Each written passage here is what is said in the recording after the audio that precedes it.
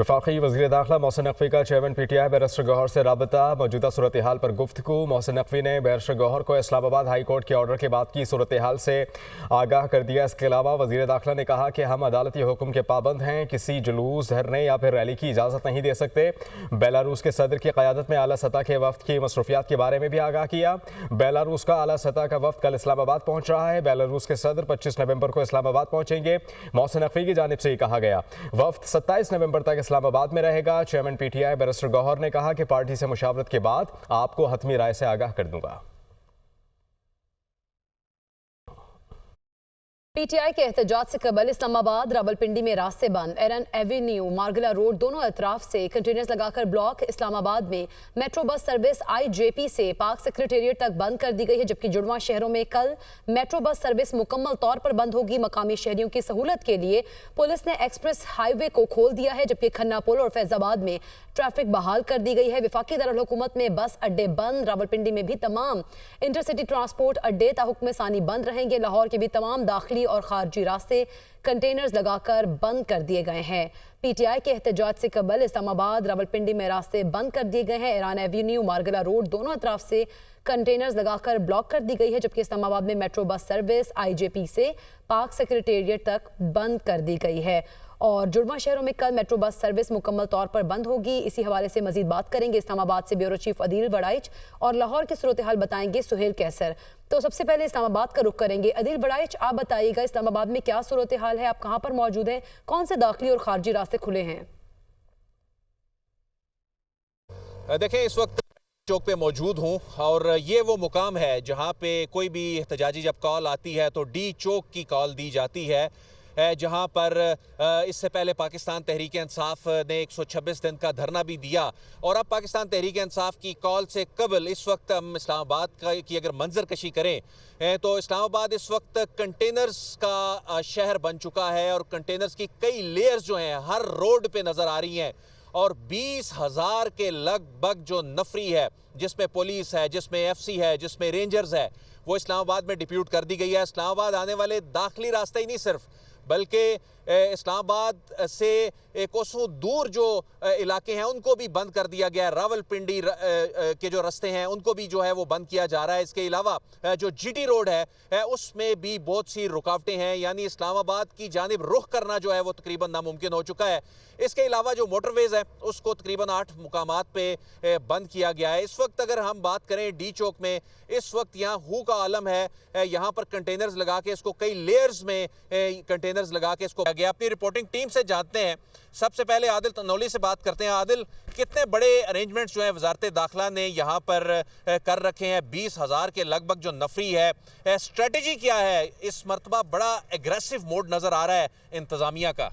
हाँ जी, देखें, इस दफ़ा एक बात तो ये है कि क्लियर तौर पे इंस्ट्रक्शन दिए हैं जो कि हुकूमत की जानब से कि मुजाहिरीन को रोका जाएगा। इसी वजह से जो पंजाब से फ़ोर्स बुलाई गई है उसमें अहम बात यह है कि उनके साथ उनके अफसरान भी बुलाए गए हैं। इसी तरह जो FC से फ़ोर्स बुलाई गई है और FC के अफसरान जो हैं वो भी बुलाए गए हैं, ताकि जिस वक्त ऑपरेशन शुरू होता है तो उस वक्त जो है वो एहलकारों के साथ उनके अफसरान भी मौके के ऊपर मौजूद हों और मुजाहिरीन को जो है वो मुंतशिर किया जाए, न दाखिल होने दिया जाए। तो इसी सिलसिले में इस वक्त तमाम शहर जो है वो लॉक कर दिया गया है। दाखिली रास्तों की अगर पोजीशन की बात की जाए तो उनमें सिर्फ सिंगल लाइन के लिए गाड़ियां जो है उनको छोड़ा जा रहा है। रेड जोन मुकम्मल तौर पर सील कर दिया। आदिल, आप वजारत दाखिला को कवर करते हैं, जहां एक जानिब मोहसिन नकवी साहब उनकी वजारत ने जो लॉ इन्फोर्समेंट एजेंसीज उनकी डिप्लॉयमेंट के हवाले से इकदाम उठाए हैं, वहीं बैकडोर रब्ता भी हो रहा है। उनका बैरिस्टर गौहर से हो रहा है, दीगर लोगों से हो रहा है। उनको वो बता रहे हैं बेलारूस के सदर ने आना है इन्हीं तारीखों में। तो जो हमारी जो इस वक्त सिविल एडमिनिस्ट्रेशन है वो किसी ना किसी तरीके से दूसरे फरीक के साथ भी राब्ते में है। बिल्कुल इसी तरह 2 रोज़ कबल जो वजारत दाखिला का और PTI के दरमियान जो डेडलॉक हुआ था उसका दोबारा से आगाज़ हो चुका है। आज एक बार फिर मोहसिन नकवी की जानब से बैरिस्टर गौहर से रब्ता किया गया है। तमाम सूरत हाल अब तक की जो शहर की है, अमन अमान्स की, उस हवाले से भी आगाह किया है। और गुज़श्ता रोज़ जो इस्लामाबाद हाई कोर्ट का जो आर्डर है उस पर भी बताया। और जो बेलारूस का जो तकरीबन 80 से ज़ायद जो कि सदर भी हैं बेलारूस के, उनका जो वफ़द आ रहा है उसमें उसके मुताबिक भी जो है ये बताया गया है। तो जो बैरिस्टर गौहर हैं उन्होंने भी जो है अपनी बातचीत की है, लेकिन मज़ीद अपने पार्टी रहनुमाओं के साथ मशावरत का कहा है। हुकूमत की जानिब से क्लियर किया गया है कि किसी भी सूरत जो है वो मुज़ाहिरीन को इस्लामाबाद में दाखिल नहीं होने दिया और यही वजह है कि रेड जोन को इस वक्त मुकम्मल सील कर दिया गया है। रेड जोन में इस वक्त दाखिला जो है हम ये देख सकते हैं कि रेड जोन की सूरत हाल जो है। अब हम वकार सैयद से जानते हैं। वकार, ये बताइएगा कि पाकिस्तान तहरीक इंसाफ के साथ पाकिस्तान तहरीक इंसाफ मुख्तलिफ क्लेम कर रही है। कभी वो कहती है जी हमारे मुक्तदरा के साथ राब्ते हैं, हालांकि एस्टैब्लिशमेंट ज़राए कहते हैं कि कोई ऐसी इंगेजमेंट नहीं है। हुकूमत इस हवाले से मुतज़ाद बयानात दे रही है, राब्ते हैं नहीं है, लेकिन कोई बैक एंड पे कोई चीज़ चल रही है। देखें अदिल साहब, राब्ते तो हैं, और आपने ये देखा होगा कि बैरिस्टर गौर और अली अमीन गंडापुर की 2 दिन कंसेक्टिवली उनकी मीटिंग होती है। खान साहब ने अपनी बातों में भी उसको कंफर्म किया, और इसके अलावा आपने ये भी देखा होगा कि आज सुबह भी एक रब्ता हुआ जिसमें आल्दो के जो वफाकी वज़ीर दाखिला है उन्होंने सिर्फ वो इस्लामाबाद हाई कोर्ट के ऑर्डर से मुतालिक बैरिस्टर गौर को आगाह किया। अहम रब्ता है, बिल्कुल अहम रब्ता है। उसकी वजह ये कि आप ये इग्नोर नहीं कर सकते। जब 2 पॉलिटिकल लोग बात करते हैं तो वो ऐसा नहीं होता कि उन्होंने कोई हाई कोर्ट का ऑर्डर उनको जो है वो सुना दिया होगा, कोई बीच में बातचीत हुई होगी।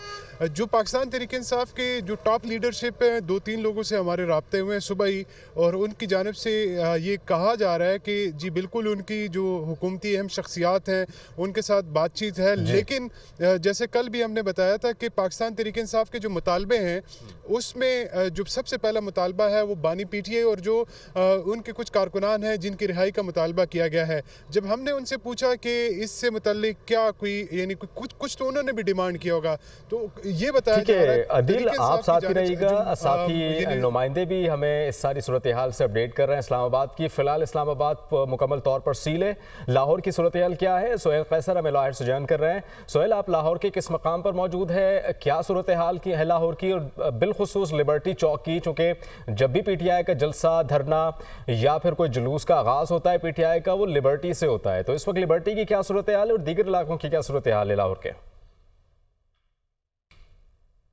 देखें, इस वक्त जो सबसे ज़्यादा फोकस है हुकूमत का वो तो इस बात पर दिखाई दे रहा है कि किसी भी तरह से लाहौर से जाने वाले काफ़िलों को इस्लामाबाद में एहतजाज में शिरकत से रोकना है, और तमाम तो जो इसी मकसद पर मरकूज़ की गई है कि हम इस वक्त मौजूद हैं सकियाँ पुल पर। लाहौर का एक बहुत ही अहम दाखिली और ख़ारिजी रास्ता है।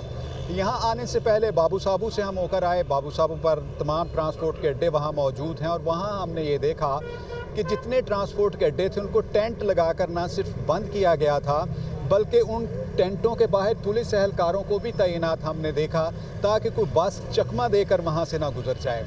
और जहाँ तक शहर के अंदर की सूरत हाल के बारे में आपने पूछा, तो अभी तक इस तरह की कोई बहुत एक्टिविटी तो देखने को नहीं मिली, क्योंकि ये तमाम जो सिलसिला इस वक्त शहर लाहौर में चल रहा है कि पीटीआई के कारकुनों की कोशिश है कि वो किसी तरह इस्लामाबाद पहुँच जाएँ, और हुकूमत की कोशिश है कि वो किसी तरह से इनको रोकने में कामयाब हो जाएँ। और इस पीटीआई कोशिश कर रही है कि लाहौर से कारकुनान को लेकर इस्लामाबाद पहुँच जाए, और फिर सिक्योरिटी इदारे या वफाकी हुकूमत की कोशिश कर रही है कि कोई भी इस्लामाबाद में दाखिल ना हो। अभी ये सूरत हाल क्लियर नहीं है। बहुत शुक्रिया, आप हमें लाहौर से अपडेट कर रहे थे सोहेल। आगे बढ़ेंगे। बानी पीटीआई अपनी नहीं पूरे पाकिस्तान की जंग लड़ रहे हैं। वज़ीर आला खैबर पख्तूनख्वा अली अमीन गंडापुर ने कहा कि ये हमारी नस्लों की जंग है। बानी पीटीआई को बेगुनाह कैद किया हुआ है। 24 नवंबर को डी चौक में धरने का ऐलान किया है। मुतालबात की मंजूरी तक वापस नहीं जाएंगे, जबकि जुल्म और फस्तायत के खिलाफ सबको निकलना होगा। इमरान खान जो जंग लड़ रहा है वो जंग इमरान खान की नहीं बल्कि पाकिस्तान की जंग है, हमारी नस्लों की जंग है। हम सब पर यह फर्ज है कि इस वक्त इमरान खान को जो बेगुनाह कैद किया गया है और हमारी पार्टी के साथ जो जुल्म और फसाइयत जारी है, उसके लिए हम सब ने निकलना है। हम सब इंशाअल्लाह 24 नवंबर को डी चौक पर इमरान खान साहब ने हमें मुतालबात पूरे होने तक का जो धरने का ऐलान किया है, हम सब ने वहां पहुंचना है, और उस वक्त तक वहां से नहीं जाना जब तक हमारे मुतालबात पूरे नहीं होते। कहा था बानी पीटीआई की सियासी खबर अपने ही खो देंगे, बिल्कुल वैसा ही हुआ। सेनेटर फैसल वावडा का एक्स पर पैगाम, कहा अदालती हुक्म के बावजूद अगर कोई इस्लामाबाद आता है तो तौहीन अदालत के तहत एमएनए एमपीए की सीट खोनी पड़ेगी। हुकूमत भी धोबी घाट की तरह धोने के लिए तैयार खड़ी है। हाउस अरेस्ट या फिर मच जेल वाली बात ना भूलिएगा। जिनकी रिहाई हुई उनकी गिरफ्तारी भी हो सकती है, फिर गिला ना करना।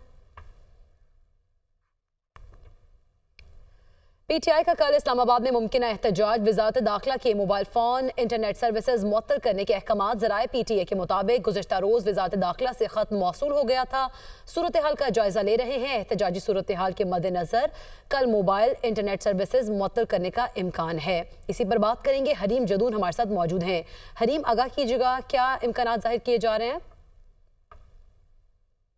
पर हल्की बर्फ के एहतजाज का ये मामला है। इस्लामाबाद में इस वक्त सिक्योरिटी हाई अलर्ट है। इस्लामाबाद को मुकम्मल तौर पे सील कर दिया गया है। इसी वाले से इंटरनेट की भी बात करें तो ज़राए पीटीए का ये बताना है कि वजारत दाखिला की जानिब से हमें ख़त मौसूल हो चुका है, जिसमें ये कहा गया है कि कल सुबह से ही इंटरनेट और मोबाइल सर्विस को बंद कर दिया जाए। जब हमारी पीटीए के हुकाम से बात हुई तो उनका ये कहना था कि फ़िलहाल हम सिर्फ सूरत हाल का जायज़ा ले रहे हैं। लेटर रिसीव हो चुका है, लेकिन आज शाम तक फैसला हो जाएगा तो सिचुएशन क्लियर हो जाएगी। अगर एहतजाज मुअख्खर कर दिया जाए तो उसके बाद यकीनन मोबाइल फ़ोन सर्विस जो है वो उसको बंद नहीं किया जाएगा। लेकिन अगर एहतजाज मुअख्खर नहीं होता तो सुबह कल मोबाइल सर्विस और इंटरनेट जो है वो बंद कर दिया जाएगा। इंटरनेट की बंदिश का सामना एक बार फिर से सारिफीन को करना पड़ सकता है। तो इस हवाले से जब हमारी पीटीए में बात हुई तो चूँकि वजारत दाखिला के अहकामात को मानने का पीटीए पाबंद होता है, तो इसी तरह से 2 दिन पहले जब हमने पीटीए में बात की तो उस वक्त तक वजारत दाखिला की जानिब से ऐसे कोई ऑर्डर्स नहीं आए थे। लेकिन गुज़िश्ता रोज़ पीटीए हुकाम का ये कहना है कि हमें खत मौसूल हो चुका है, जिसके बाद हम पाबंद है उनके ऑर्डर्स मानने के। बहरहाल शाम तक सिचुएशन क्लियर हो जाएगी। अगर तो एहतजाज मुअख्खर हो जाता है तो उसके बाद नई बंदिश होगी इंटरनेट की। ठीक है, बहुत शुक्रिया हरीम जदून, आप हमें आगाह कर रही थी।